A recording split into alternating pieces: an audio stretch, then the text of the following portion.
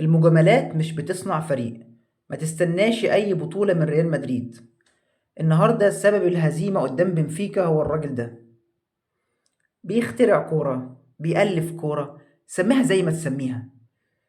أنا عندي أردا جولر في الملعب، هو صانع اللعب الوحيد، والراجل كويس طول المباراة، وخلاص قربنا نتعادل وماشيين كويس وضاغطينهم.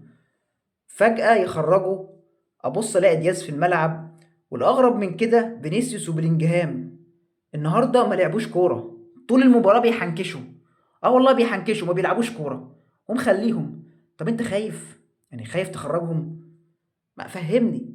خايف تخرجهم الواحد فيهم هو خارج هيديك قلمين؟ طب ايه طيب؟ ما هو احنا لو فضلنا على كده مش هناخد بطولات وهنطلع صفر بطولات. طب ايه؟ لامتى؟ والله بجد لامتى؟ احنا بقينا مسخرة والله العظيم، بقينا حاجة صعبة، حالتنا تصعب على الكافر يا جدع.